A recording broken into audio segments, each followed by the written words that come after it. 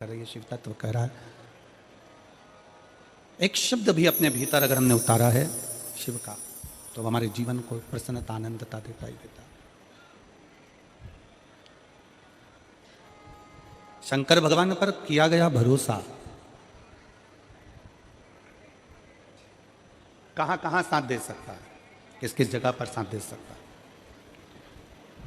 शिव महापुराण की कथा कहती है, जिस दिन आपके जीवन में ऐसा लगे कि मेरी दुख की घड़ी है, मेरी परिश्रम बहुत ज़्यादा चिंता का विषय है, बहुत टेंशन का विषय है, तब आपने जो एक लोटा जल देवादिदेव महादेव को समर्पित किया, तब आपने भगवान शंकर को एक लोटा जल समर्पित किया। शिव महापुराण की कथा कहती है, वही जल आपके विश्वास को दृढ़ बना देता है, आपके भरोसे को प्रबल बना देता है। जैसे देवराज नाम के ब्राह्मण की माताजी ने अपने कार्यकाल में, अपने समय में भगवान शंकर को एक लोटा जल समर्पित करा।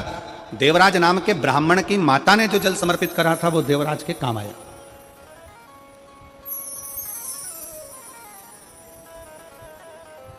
और कमल देवांगन जी आपसे एक बात कहेंगे कि आपकी धर्मपत्नी ने, श्रीमती केतन देवांगन जी ने जो जल चढ़ाया हो, इसको तो है, सरला जी देवांगन जी ने जो जल चढ़ाया हो, तो एक लोटा जल सरला भाभी जी ने जो चढ़ाया, उस जल का प्रताप है कि जो ये शिव महापुराण की कथा देवांगन परिवार में हो रही है। ये जल का प्रताप, हम तो इसको जल का ही प्रताप मानते हैं।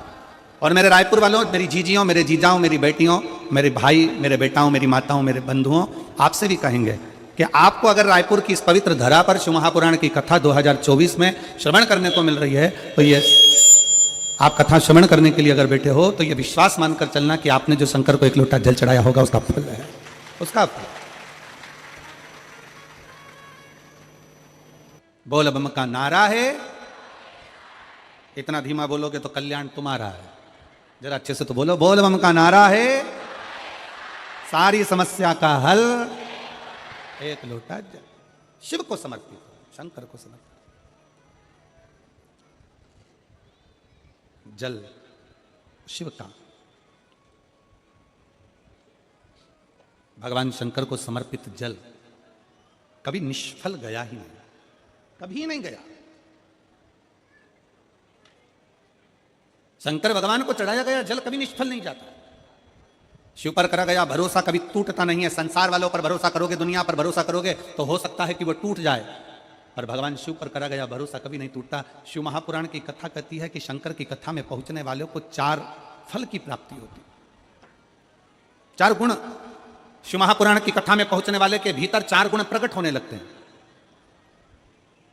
शिव महापुराण की कथा सुनने वाले के अंदर 4 गुण अपने आप आने लगते हैं।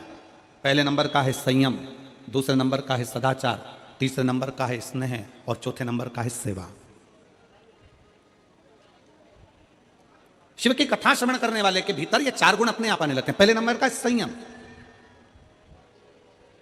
प्रथम नंबर पर आ जाता है संयम। संयम धारण करना मतलब यहां जितने कथा को श्रवण करने वाले बैठे हुए हैं, जितने कथा को सुनने के लिए बैठे हुए हैं, ये 1 2 3 4 पंडाल, पीछे का पंडाल जो भरा पड़ा हुआ है, ये जो बैठे हैं, इनके भीतर संयम है।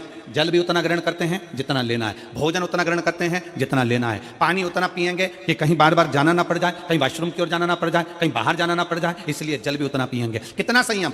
सुबह 8 बजे से 7 बजे से 9 बजे से जगह संभाल कर बैठते हैं, तब जाकर दोपहर में 2 बजे से 5 बजे तक कथा श्रवण कर पाते हैं। एक जैसा, एक आसन लगाकर एक जैसा बैठना, ये बड़ी बड़ी कठिन बात है। लोग कहते हैं कि वो संत हैं, साधु हैं, सन्यासी हैं, तपस्वी हैं, साधक हैं, उपासक हैं। शिव महापुराण की कथा कहती है कि शंकर की कथा सुनने वाला किसी साधु और सन्यासी से कम नहीं होता, उसका संयम बड़ा प्रबल होता है।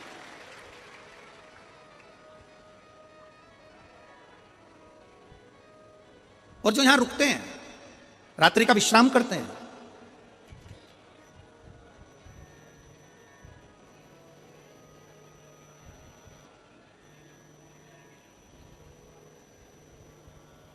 जो शिव भक्त यहां रुक रहे हैं, जो रात्रि का विश्राम करते हैं, जो शंकर जी के भक्त भगवान शंकर की अविरल कथा को श्रवण करते हुए रात्रि का विश्राम करते हैं। लोग कहते हैं कि गुरुजी पंडाल में रहकर रात्रि विश्राम का फल क्या है? शिव महापुराण की उमा संहिता कहती है, पंडाल में रुककर शिव महापुराण की कथा श्रवण करने का फल है 12 ज्योतिर्लिंग में बैठकर रात्रि का विश्राम कर शिव की स्तुति करने का फल है। शिव की स्तुति करने,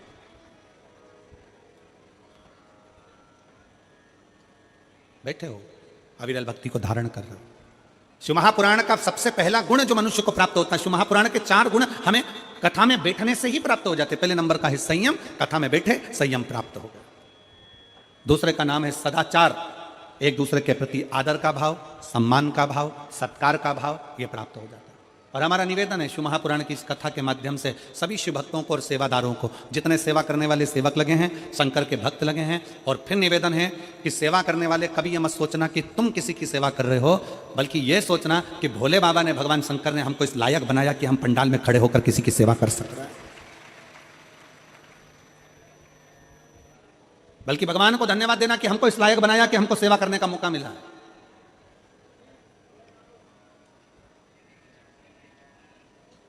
हमको इस लायक बनाया कि हम भगवान की कथा में बैठकर किसी की सेवा कर रहे हैं, भगवान को प्रार्थना कर रहे हैं कि ये आपकी करुणा, ये आपकी उदारता, ये आपकी कृपा है, ये आपकी दया है।